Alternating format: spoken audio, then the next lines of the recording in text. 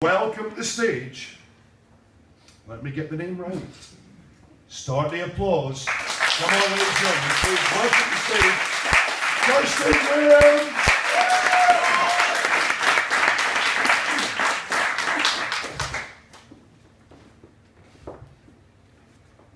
One of this year's hottest trending academic hashtags was #fieldworkfail.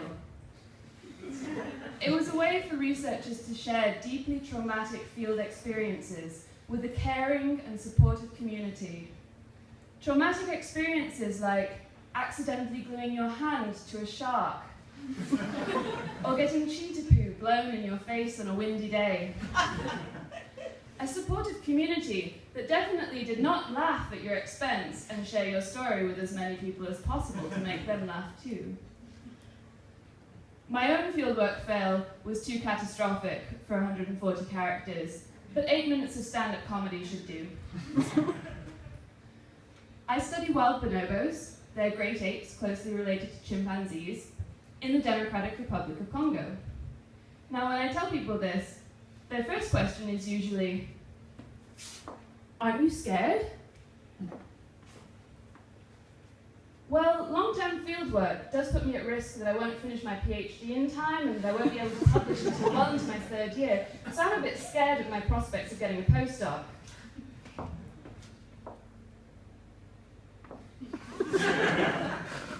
Or do you mean I'm scared that other researchers will think that my field observations aren't as meaningful as experiments because I can't control the conditions of my subjects? No. Aren't you scared of working in Congo? Now I know what they're talking about. I think that a disproportionate number of violent Hollywood films have given a biased and unbalanced image and general poor impression of robots. But I can assure you that the traffic control robots in Congo's capital, Kinshasa, are perfectly safe. Not only do they reduce accidents at busy intersections, but they are programmed to follow Asimov's 3 laws of robotics.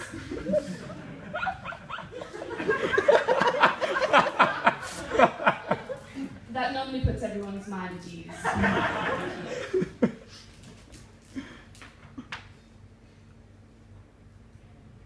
And as you will learn later in the story, this head injury might have affected my memory.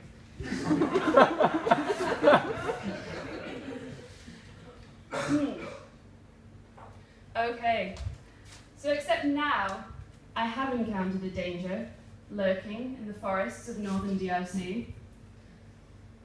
A formidable opponent, skilled in camouflage, and able to strike at a moment's notice. Trees. Arboreal killers. Now, the nationalists among you are probably thinking, oh, but those hot-blooded tropical trees are far more inherently violent. Good old English oak would never do a thing like that. Don't be fooled. One tree consultant website warns that 55 people are hospitalized each year in tree-related accidents. And that's not including the religious extremist trees. Christmas trees send 1,000 people to A&E every year. We can't even feel safe in our own homes. Bonobos incur surprisingly few tree-related injuries, considering the amount of time they spend climbing about in them. I've seen a 10-month-old infant fall 20 meters, hit the ground. If she'd been a bonobo, she would have survived.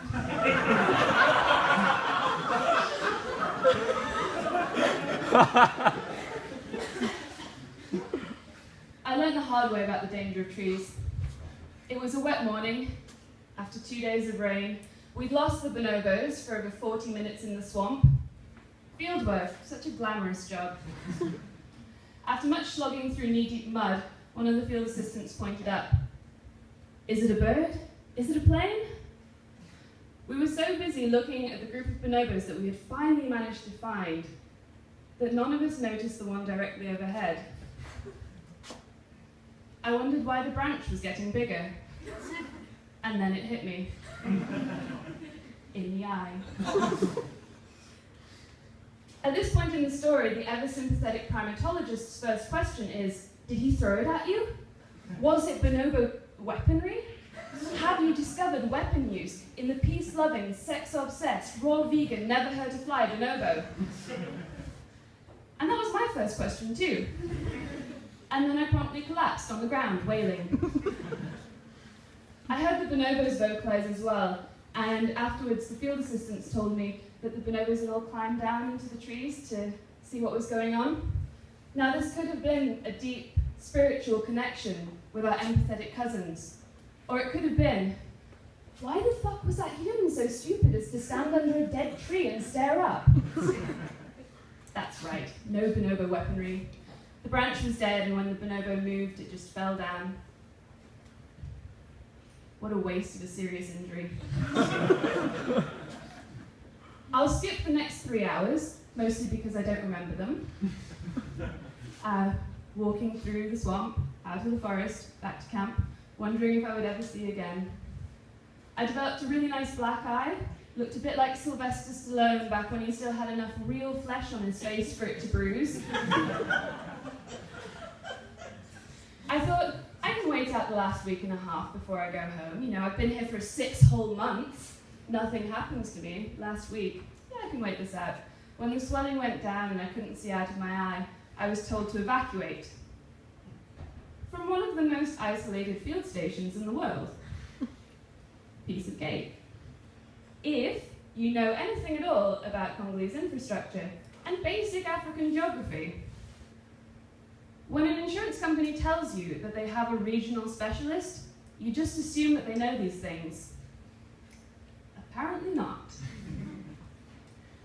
Eventually I was to be evacuated to Nairobi Hospital, so I made my way to the airstrip. After days of stress and waiting, it's finally going to happen. Things were looking up.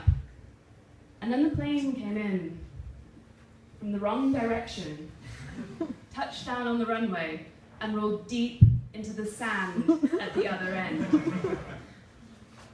You cannot make this shit up.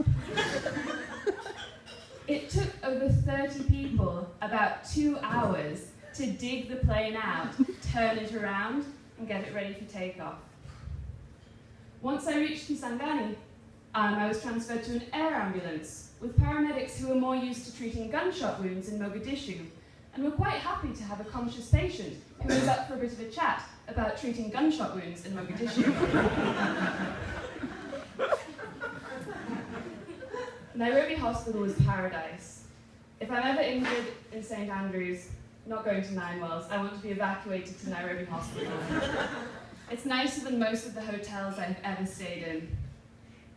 Private healthcare. Wonderful when you're not the one who's paying for it. So now I'm partially blind in the lower corner of my right eye, so I'm not sure what you guys over here have been doing this whole time, but I'll give you the benefit of the doubt and assume that you were laughing raucously. Geez, maybe I shouldn't have looked. So, to sum it up in 140 characters, no mum, fieldwork in DRC isn't any more dangerous than a walk in the woods. Just don't look up. #fieldwork fail.